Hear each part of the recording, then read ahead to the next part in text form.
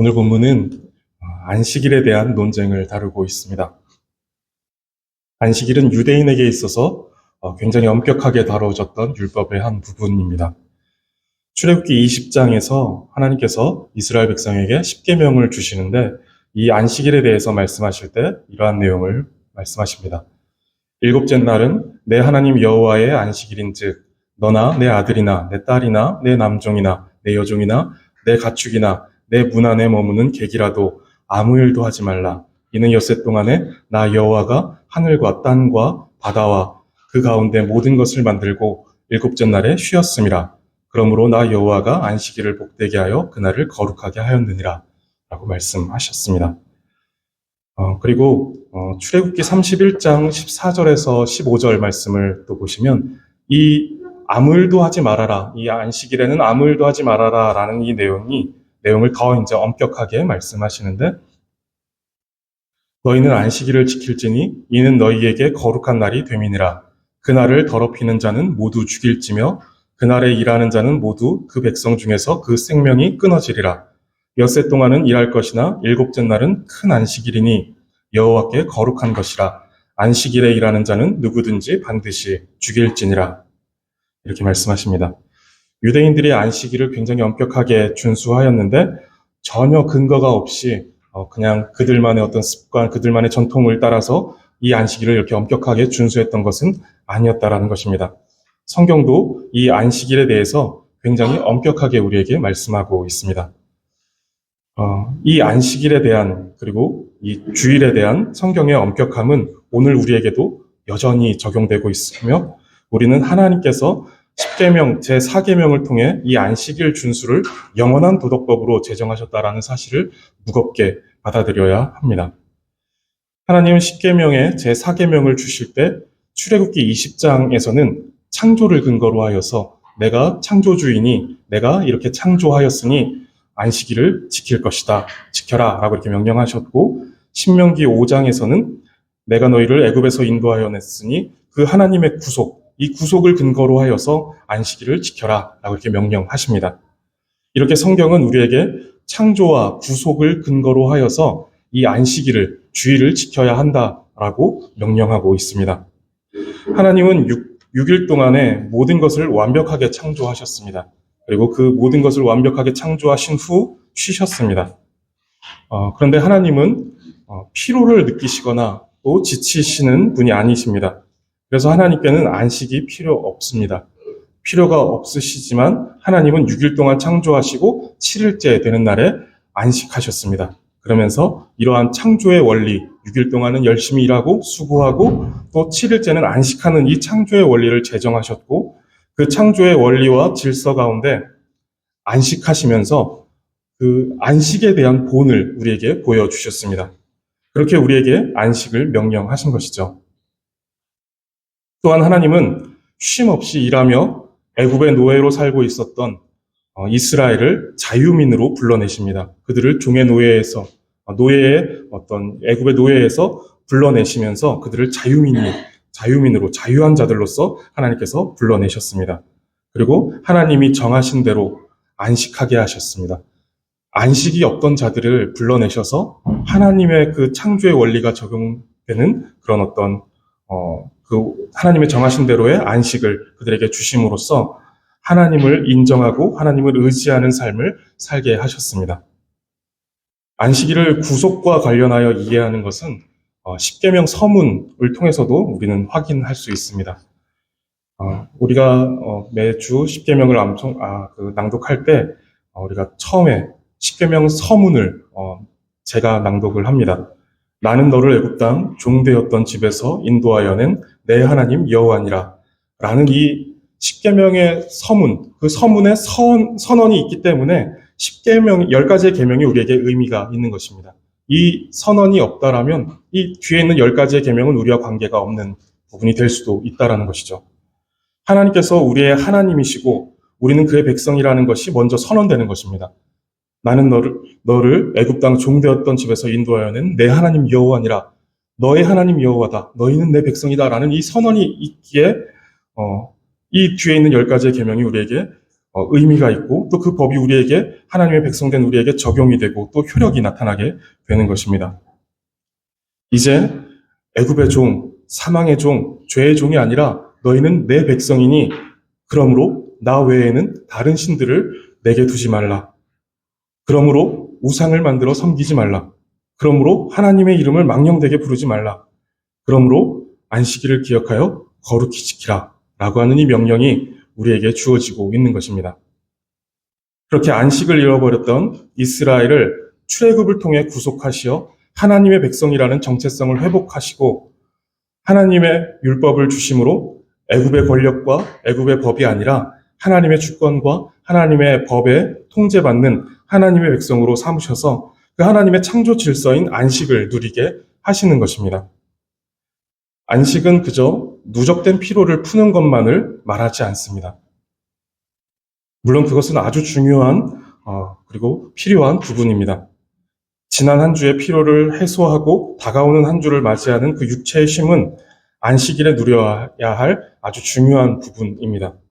그렇지만 우리의 영혼이 그리고 우리의 인생이 어떻게 참된 안식을 누릴 수 있는지는 보다 중요하고 보다 본질적인 내용이다라고 생각이 됩니다. 우리 인생은 하나님께서 우리의 주권자이시며 왕이심을 깨닫고 하나님께서 책임지시고 완성하신다라는 사실을 깨달으며 하나님을 의지할 때 비로소 쉼을 얻고 안식을 얻을 수가 있습니다. 우리는 주일에 함께 모여 모든 은혜에 대하여 기뻐하고 감사하며 예배드립니다. 그리고 그 예배를 통해 하나님의 주권자 되시고 왕 되시며 아버지 되심을 깊이 생각합니다. 그리고 그 하나님께서 7일 가운데 하루를 복되게 하시어 일하지 않아도 그리고 공부하지 않아도 그리고 마음껏 안식을 누려도 하나님께서 자기 백성을 책임지시고 그 인생을 완성해 가신다라는 사실을 우리는 이 주일 예배를 통하여서 확인하고 깨닫게 됩니다. 그리고 이 사실을 우리는 믿을 수 있게 된다라는 것이죠. 안식일은 하나님께서 우리의 하나님 되심을 믿고 의지하는, 그래서 우리의 인생이 우리의 힘과 능력으로 되지 않고 하나님의 도우심과 공급하심으로 완성된다라는 사실을 믿는 이 신앙 고백의 아주 중요한 내용이 되는 것입니다. 우리가 주일에 쉬지 않고 그날까지 일을 했을 때 우리의 인생이 풍성해지고 또 우리의 삶이 완성이 되어져 가는 것이 아니라 그날을 쉬어야 우리의 인생이 풍요로워진다라는 것이죠. 쉬어도 하나님께서 우리에게 공급하시고 우리의 필요를 주시며 허락하시며 우리의 인생이 망가지지 않고 완성을 향하여 나갈 수 있도록 하나님께서 이날을 복 주셨다라는 사실을 주일을 통해서 우리는 계속해서 깨닫는 것입니다. 그럴 때 비로소 우리는 참된 안식을 누리게 되는 것이죠. 내 힘, 내 능력, 내 수고가 아니라 하나님께서 나에게 공급하신다. 하나님께서 나를 붙드신다라는 사실을 깨닫는 그 안에서 참된 안식을 누리게 되는 것입니다. 유대인들은 이 안식일을 너무 중요하게 생각했습니다. 그래서 유대인은 안식일을 지켰고 안식일은 유대인을 지켰다라는 이런 말을 하기도 합니다. 그런데 이들은 이 안식일을 지나치게 중요하게 생각한 나머지 율법이 규정하지도 않고 있는 세부 조항을 만들어 이 안식일에 대한 율법을 더 엄격하게 지켜나갔습니다. 앞서 보았던 출애굽기 20장과 31장에 보면은 일하지 말아라. 안식일에 일하는 자는 다 죽을지니라. 라고 이렇게 명령하셨는데 유대 랍비들이 그 율법을 세분화하여서 안식일에 하지 말아야 할 일들, 안식일에 하지 말아야 할 노동에 대해서 이것을 세분화하여 39가지의 항목을 만들어냈습니다. 다 열거하기는 많아서 몇 가지만 말씀을 드리면 이들이 만들었던 그 세부 항목, 안식일에 하지 말아야 하는 세부 항목이 어떤 것이냐면 바느질을 해서는 안 된다라는 것입니다. 39가지를 이렇게 만든 것이죠. 밭을 가는 일도 해서는 안 된다. 수확하는 일도 해서는 안 된다. 곡식단을 묶는 일도 해서는 안 된다. 타작하는 것, 곡식을 까부는 것, 그 곡식을 좋은 것과 나쁜 것을 고르는 것, 이러한 등등의 일들, 사슴을 잡아서 그 사슴의 가죽을 벗기는 것, 그 가죽을 가공하는 것, 이런 것들을 해서는 안 된다라는 세부 조항들을 만든 것입니다. 오늘 본문을 보시면 안식일에 예수님과 제자들이 밀밭 사이로 지나갑니다. 아마도 이제 밭과 밭, 이 밭이라는 것이 이제 복수로 쓰여 있는데 밭과 밭 사이에 있는 좁은 길을 지나고 있었던 것으로 보입니다. 그리고 그 곡식이 추수할 때가 되어 자라나서 그 길을 이렇게 길까지 뻗어 나와서 길을 덮고 있었던 것 같습니다. 제자들은 그 곡식의 이삭을 자르며 예수님께서 지나가실 그 길을 열었던 것입니다. 동일한 내용을 기록하고 있는 마태복음 12장과 누가복음 6장을 보시면 거기서는 이제 제자들이 길을 연 것만 아니라 그것을 먹었다라고 이렇게 말하고 있습니다. 그리고 본문에서도 예수님께서 이제 뒤에 진설병을 먹는 것으로 예를 드는 것으로 보아서 제자들은 아마도 그 이삭을 잘라 허기를 채운 것으로 보입니다. 24절에서 그것을 본 바리새인들이 기다렸다는 듯이 예수님께 말합니다. 바리새인들이 예수께 말하되 보시오 저들이 어찌하여 안식일에 하지 못할 일을 하나이까? 라고 이렇게 말하는 것이죠. 그 밀밭 사이를 지나가면서 이삭을 뜯어서 잘라서 먹고 있는 제자들을 보면서 안식일에 하지 못할 일을 하고 있느냐, 어찌하여 그렇게 할 수 있느냐라고 이렇게 말하는 것입니다.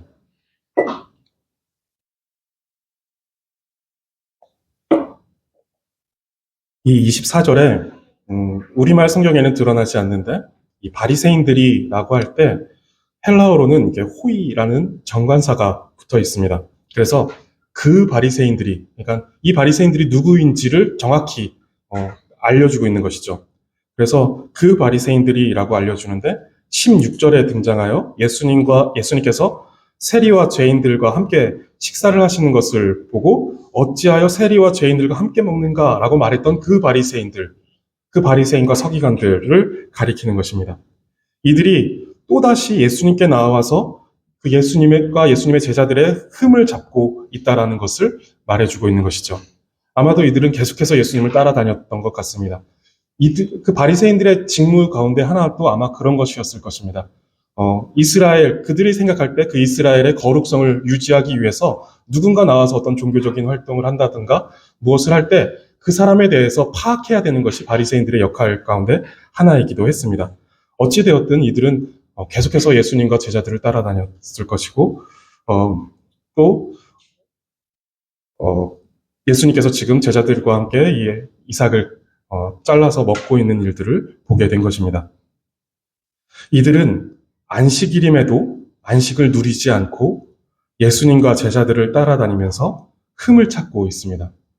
안식일인데 이들이 가지고 있는 어떤 그 율법에 대한 어떤 세부 조항 이런 것들을 보았을 때 이들이 예수님을 따라다니며 안식일을 누리지 않고 예수님을 따라다니고 흠을 찾고 있다라는 것 자체가 이들이 그 안식일을 제대로 누리지 않고 있다라는 것을 보여주기도 합니다. 안식일에 대한 엄격한 세부 조항까지 만들어서 지키려고 하던 이들이 안식일에 쉬지 않고 흠을 찾아 비난하려고 하는 것입니다. 안식일을 지키지 않는 것을 정죄하고자 안식일을 누리지 못하는 것입니다. 그래서 이것은 이제 우리에게도 적용이 되는 부분인데 복음이 약화되면 율법은 사람을 괴롭히고 정죄하는 것으로 끝나버립니다. 그리스도께서 사랑으로 이 율법을 완성하셨습니다. 우리는 그리스도 안에서 이 율법의 정신인 사랑을 누려야 합니다. 그러나 이 복음 안에서 우리가 이것을 누리지 못할 때 하나님의 말씀, 하나님의 이 법은 우리를 괴롭히고 정죄하는 일로만 사용되어질 것입니다. 그리고 우리로 하여금 안식일을 온전히 누리지 못하게 할 것입니다. 그런데 바리새인들은 이 율법의 정신인 사랑을 놓치고 옳음만 남아서 옳고 그름을 판단하는 일에만 몰두하고 있는 것입니다. 사랑이 빠진 율법은 난폭합니다. 목사 안수를 앞두고 이제 강원노회는 아니었는데 노회의 한 목사님이 그 목사 후보생들을 이제 놓고 강의를 하시면서 헌법에 대한 강의를 해주시는데 이런 말씀을 해주셨습니다. 그것이 너무 인상적이어서 저는 제가 가지고 있는 헌법책에 써놨습니다. 헌법은 사랑으로 하는 권징이다 라고 이런 말씀을 해주셨습니다. 법이라는 기준을 가지고 우리가 이제 교회 앞에 그것을 들이댈 때, 법을 가지고 교회 앞에 그것을 드러낼 때 반드시 사랑 안에서 해야 한다라는 것입니다.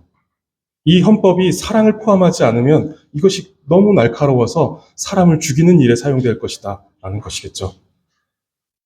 교회의 법은 그 목적이 벌을 주는 것에 있지 않고 회개하여 다시 세워주는 것에 있습니다. 교회가 이제 교회를 향하여서 이 법적인 어떤 권징을 하는 것의 대표적인 것이 아마 수찬정지라는 것이 있을 것 같습니다. 그런데 그 수찬정지라는 것을 할 때 그것을 그 사람을 죽이려고 그 사람이 너는 범죄하였다. 너는 하나님의 그 성찬에 이 은혜의 수단에 들어올 수 없다라고 해서 그 영혼을 짓누르기 위해서 하는 것이 아니라 그 영혼이 회개하고 하나님 앞에 다시 돌아오도록 하나님 앞에 또 온전한 마음으로 깨끗한 마음으로 다시 돌아올 수 있도록 해주기 위해서 그 법이라는 것을 적용한다라는 것이죠. 이러한 교회의 법의 정신은 성경이 가르쳐주고 있는 율법의 정신에서 비롯된 것입니다. 그래서 아무리 하나님의 말씀으로 누군가의 어떤 약점 혹은 잘못을 지적하려고 한다라고 해도 사랑이 없다면 지적하지 않는 것이 좋습니다. 누군가의 약점이 보이고 또 누군가를 지적할 만한 어떤 성경적으로 옳고 그 사람이 잘못한 부분이 분명하더라도 사랑이 없으면 그 율법에 하나님의 말씀의 칼을 내밀어서는 안 된다라는 것입니다. 옳은 것을 말했으니 난 잘못이 없어. 옳은 것이니까 난 마땅히 할 말을 했어. 라고 하는 것은 사탄이 주는 악한 마음입니다. 교회를 분열시키고 형제를 넘어지게 하는 것입니다. 그 옳은 것은 그 자체로 옳지 않습니다. 옳은 것은 그리스도의 사랑을 통과할 때야 비로소 옳습니다. 날카로운 옳음의 칼은 사랑이라는 칼집에 놓고 신중하게 사용해야 한다라는 것입니다. 다시 본문으로 돌아와서 그 바리새인들이 밀밭 사이를 지나며 이삭을 잘라먹는 제자들을 보며 예수님께 저들이 어찌하여 안식일에 하지 못할 일을 하나이까? 라고 이렇게 힐난합니다. 여기서 이들이 말하는 안식일에 하지 못할 일, 이것은 하나님의 율법에 근거한다라기보다 앞서 말씀드렸던 랍비들이 만들어 놓은 39가지의 세부 조항을 말하는 것입니다. 그러니까 제자들이 율법을 직접적으로 어겼다라기보다 유대의 역사 속에 랍비들이 만들어 놓은 사람의 전통, 장로들의 유전을 어긴 것에 대해서 지적하고 있는 것입니다. 마태복음 15장에서 바리새인들은 이렇게 대놓고 말합니다. 당신의 제자들이 어찌하여 장로들의 전통을 범하나이까? 이 장로들의 전통이 이들에게 굉장히 중요한 것이죠. 하나님의 말씀처럼 이들이 이 장로들의 전통에 대해서 중요하게 여기고 있었던 것입니다. 그래서 어찌하여 당신의 제자들이 장로들의 전통을 범하나이까? 라고 이렇게 말합니다. 그러자 예수님께서 이렇게 말씀하십니다. 너희는 어찌하여 너희의 전통으로 하나님의 계명을 범하느냐? 그러니까 하나님의 계명과 너희의 전통을 구분하고 계시는 것이죠. 그리고 15장 9절도 보시면 이사야의 말씀을 인용한 것으로 말씀하시는데 사람의 계명으로 교훈을 삼아 가르치니 나를 헛되이 경배하는 도다 라고 말씀하십니다. 그들 스스로도 그들이 지키고 있는 것이 장로들의 전통이다 라고 이렇게 말하고 있고 예수님께서는 그것을 너희의 전통, 사람의 계명이다 라고 이렇게 부르시면서 하나님의 계명과 구분하고 있습니다. 그리고 그것을 따르는 것에 대해서 나를 헛되이 경배하는도다. 너희가 장로들의 전통을 또 장로들의 유전, 사람의 계명을 따름으로 나를 헛되이 섬기고 있다라고 이렇게 말씀하십니다. 그리고 본문에서 예수님은 그 바리새인들의 말에 이렇게 대답하십니다. 25절에 예수께서 이르시되 다윗이 자기와 및 함께 한 자들이 먹을 것이 없어 시장할 때에 한 일을 읽지 못하였느냐.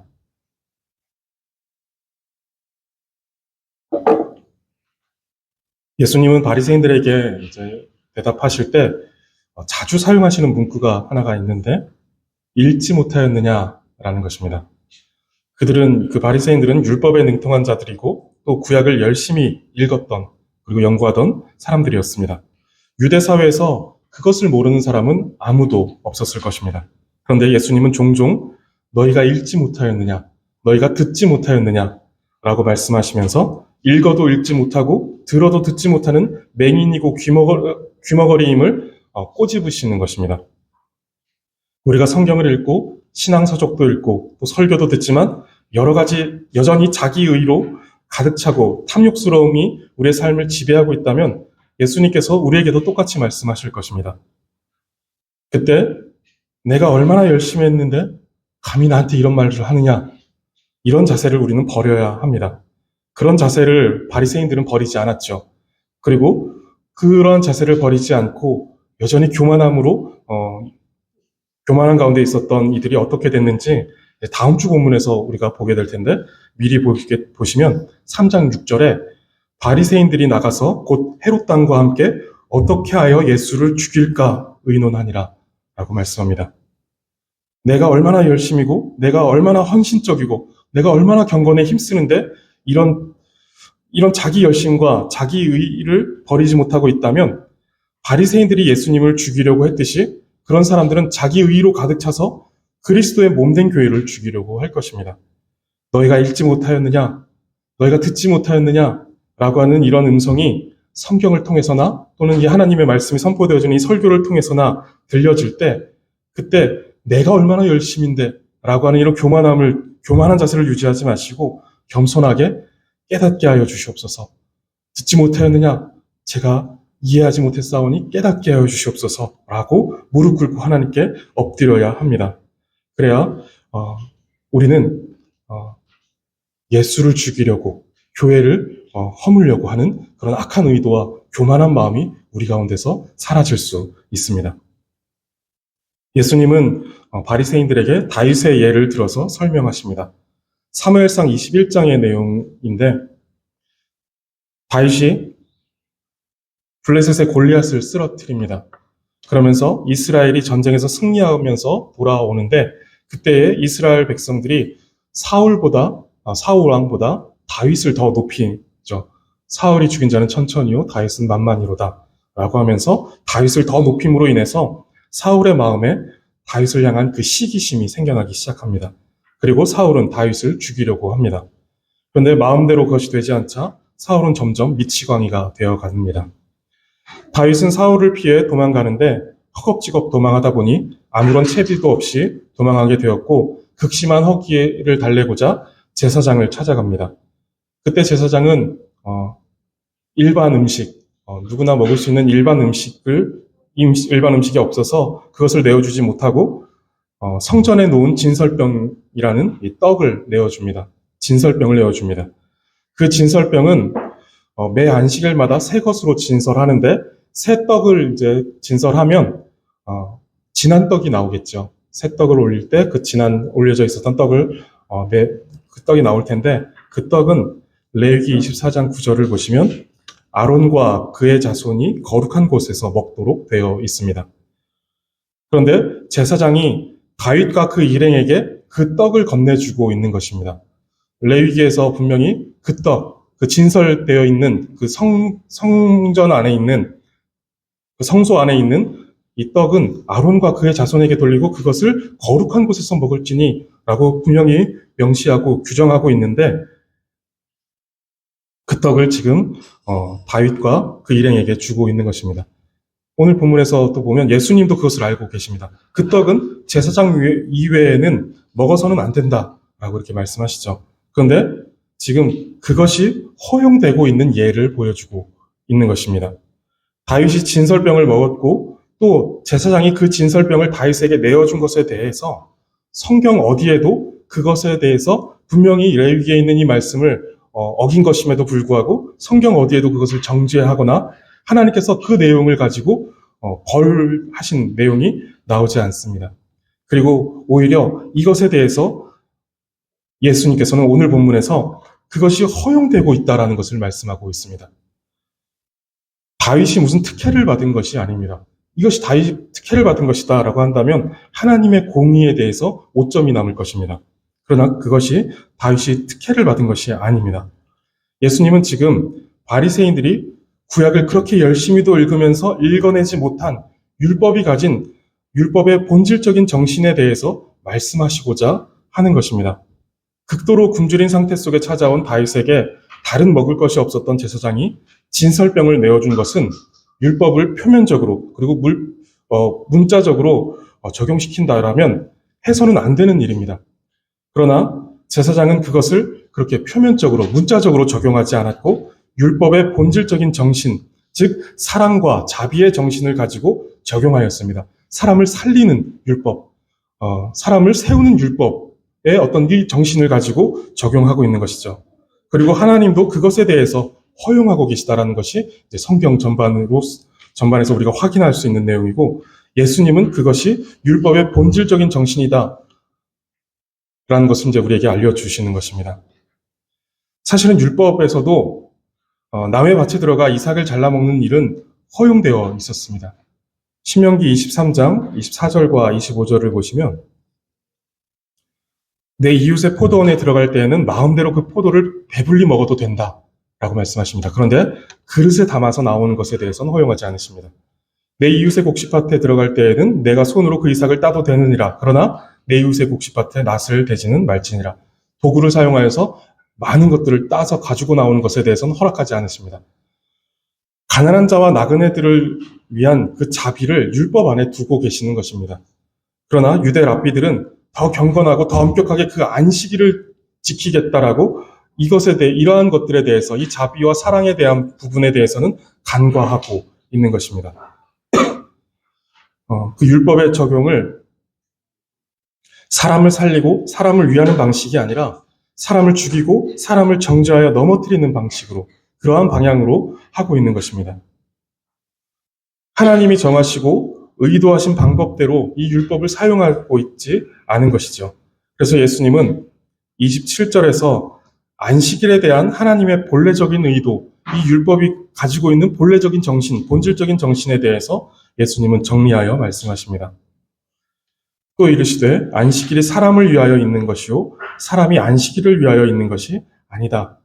이것이 이제 이 안식일이 가지고 있는 근본적인, 그 본질적인 정신이라는 것이죠. 사람을 위하여 있는 안식일. 이 안식일을 위하여 사람이 있지 않다는 것이죠. 안식일의 노예로서 사람이 존재하지 않는다라는 것입니다. 주일을 지키기 위해서 사람이 존재하지 않는다라는 것이죠. 주일이 사람을 지키기 위해서 주일이 존재한다라는 것을 말씀하는 것입니다. 하나님께서 안식일을 만드시고 그 안식일을 지키도록 하신 의도는 사람을 위함이다라는 것입니다. 안식일 규례를 통해서 정죄하고 죽이기 위함이 아니라 안식일을 통해 사람이 영육간의 쉼을 얻어 살게 하시기 위함이다라는 것입니다. 우리는 우리의 안식일인 주일을 통해 영육간의 쉼을 얻는데, 근본적으로 우리가 하나님의 백성됨을, 그리고 하나님께서 우리의 하나님 되시겠다라는 그 언약을 예배를 통해서 확인하면서 참된 안식을 누리게 됩니다. 주일에 예배 자리에 꼬박꼬박 참석했다라는 것을 통해서 우리가 안식을 누리는 것이 아니라, 이 예배를 통하여서 우리가 하나님됨을, 하나님께서 하나님 되심과 우리가 하나님의 백성됨을, 그 언약의 내용을 확인하면서 안식을 누리게 된다는 것입니다. 하나님이 우리의 하나님이시기에, 그리고 우리가 하나님의 백성이기에 우리의 인생이 견고합니다. 마태복음 6장에서 예수님께서 기도를 가르치시는 내용이 나오는데, 우리는 이방인과 다르다라는 것이 그 기도의 가르침의 핵심입니다. 무엇이 다른가 하면, 말을 많이 하지 않아도 은밀한 중에 내쉬는 그 한숨만으로도 이미 우리에게 있어야 할 것을 아시는 하나님, 그 하나님이 우리의 아버지이시다라는 것입니다. 이것이 언약 가운데 아주 강력하게 형성된 하나님과 우리와의 관계입니다. 이방인들, 믿지 않는 이들에게는 있지 않은, 그들은 이제 아버지가 없죠. 그들은 그렇게 부르짖어도 응답할 아버지가 없는데, 우리는 그저 골방 안에 갇혀서 한숨만 내쉬어도 모든 것을 아시고 필요한 것을 공급하시는 아버지가 계시다라는 사실이 이 기도의 핵심입니다. 그리고 그 핵심은 언약의 내용입니다. 로마서 8장에서는 그 어떤 것도 이 관계를 끊을 수 없다라고 말씀하시고, 심지어 죽음도 끊을 수 없다라고 말씀합니다. 이것을 주일을 통해 우리는 온전히 하나님을 예배하면서 확인하는 것입니다. 그리고 그것을 확인하는 것이 우리 영혼의 안식과 평안을 주게 되는 것이죠. 주일을 성수한다라는 것은 그날을 빠지지 않고 나온다는 것보다 훨씬 깊은 의미를 가집니다.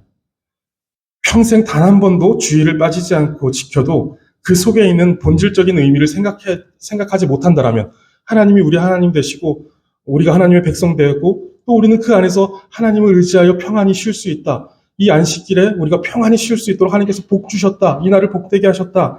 라는 이 깊은 의미를 생각하지 못한다라고 한다라면 아무리 주일뿐만 아니라 매일매일 교회에 나와서 있다라고 한다 할지라도 우리는 우리의 그 주일은 우리의 육신적, 정신적, 영적 피로를 가중할 뿐 하나님께서 주시고자 하는 그 안식은 누리지 못할 것입니다.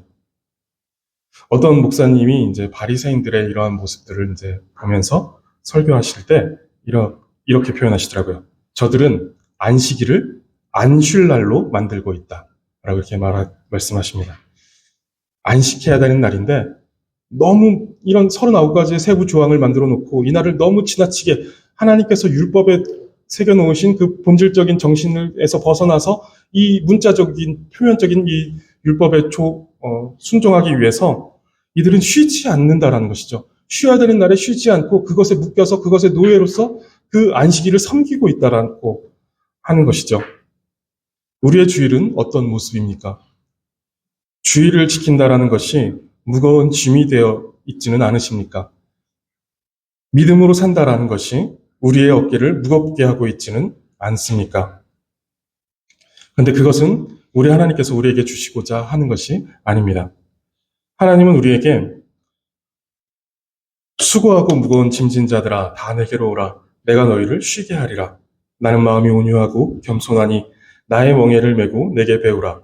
그리하면 너희 마음이 쉼을 얻으리니 이는 내 멍에는 쉽고 내 짐은 가벼움이라. 라고 이렇게 말씀하십니다. 하나님은 우리에게 쉼을 주시고 또 하나님은 우리의 짐을 대신 지심으로 우리의 멍에를 쉽고 우리의 짐을 가볍게 하십니다. 주일이 무거운 짐이 되십니까? 신앙의 무게가 영혼을 짓누르는 것 같이 느껴지십니까? 그리스도께로 나아가시기 바랍니다. 그리고 그 짐을 그리스도께 맡기시기 바랍니다. 우리는 안식일의 노예가 되어서도 안 되고 신앙의 노예가 되어서도 안 됩니다. 교회의 여러 가지 활동들을 하면서 그것을 함으로 인해서 그것에 지쳐서 그것이 나를 짓누르는 어떤 무거운 짐이 되어서는 안 된다는 것이죠. 그것을 지나치게 섬기면서 그것을 통해서 하나님께 나아가는 것이 가려져서는 안 된다는 것입니다. 오히려 신앙의 여러 가지 요소들이, 여러 은혜의 수단들이, 그리고 이 주일이, 이 안식일이 우리를 섬기는 것이 되어야 한다는 것이죠. 우리는 그것을 통해서 하나님께로 나아갈 수 있는 그 은혜의 수단으로서 사용해야 한다는 것입니다. 그래서 우리는 주께서 복되게 하신 그 주일 안에서 훨씬 더 깊은 은혜와 자비를 발견해야 합니다. 우리의 수고와 헌신으로 세워져가는 신앙이 되어서도 안 되고 우리의 열심으로 지켜지는 주일 성수가 되어서도 안 됩니다. 안식일은 하나님께서 복되게 하시고 우리에게 쉼을 주시고자 제정하신 복된 날입니다. 우리가 안식일을 위해 있는 것이 아니라 안식일이 우리를 위해서 있습니다. 하나님은 우리를 자기 백성 삼으심으로 그 안식일을 누리게 하셨습니다. 이스라엘 백성을 애굽에서 굳이 끌어내셔서 이들로 하여금 안식이라는 그 제4계명을 이들에게 주시면서 이들로 하여금 다시 그 창조의 그 원리 속으로 들어오게 하신 그 이유가 그 안식일을 쉬게 하기 위해서, 그 쉼으로 하나님을 찬양하고 하나님을 의지하게 하기 위해서 그렇게 하신 것입니다. 28절, 본문 28절에 이러므로 인자는 안식일에도 주인이니라 라고 말씀하십니다. 마가는 예수님께서 인자는 안식일의 주인이니라 라고 말씀하지 않고 안식일에도 주인이니라 라고 이렇게 말씀하셨다 라고 이렇게 굳이 이렇게 표현합니다. 안식일에도 주인이니라. 예수님은 앞서 몇 차례의 논쟁을 통해서 예수님이 누구신지 드러내셨습니다.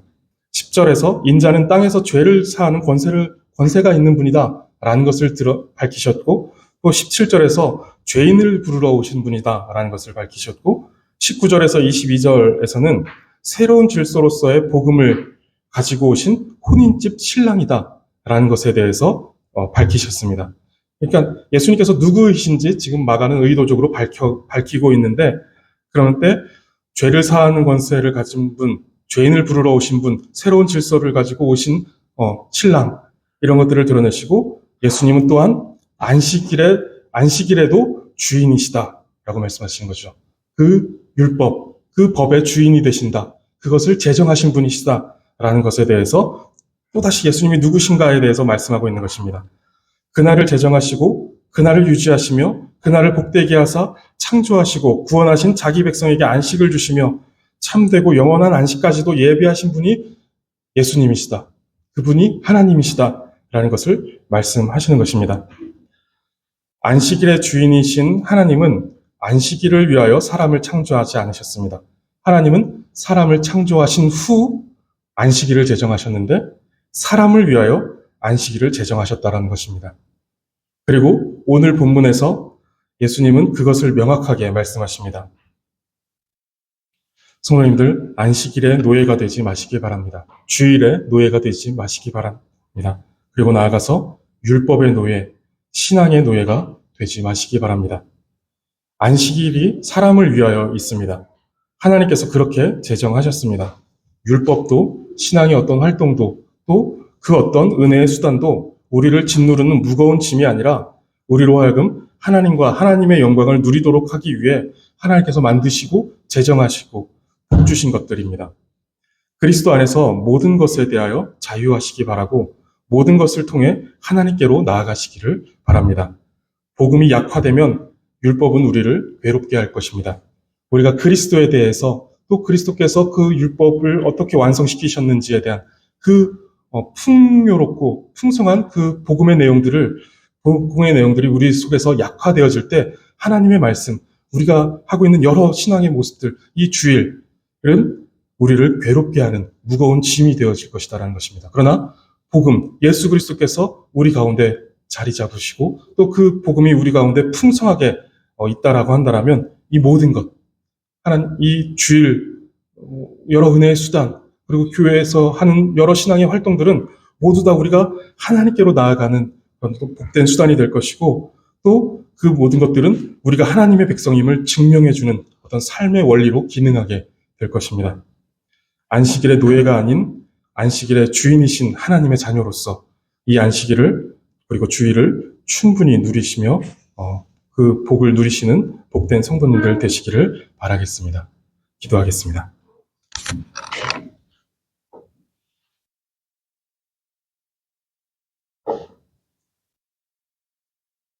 하나님, 이 날을 복되게 하사 영육간의 쉼을 얻게 하시니 감사합니다.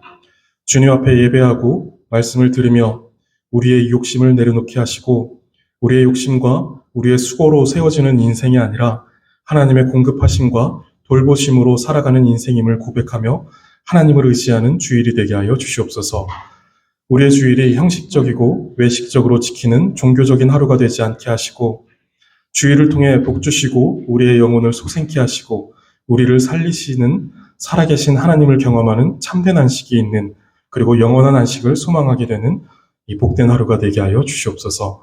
감사드리며 예수 그리스도의 이름으로 기도드립니다. 아멘.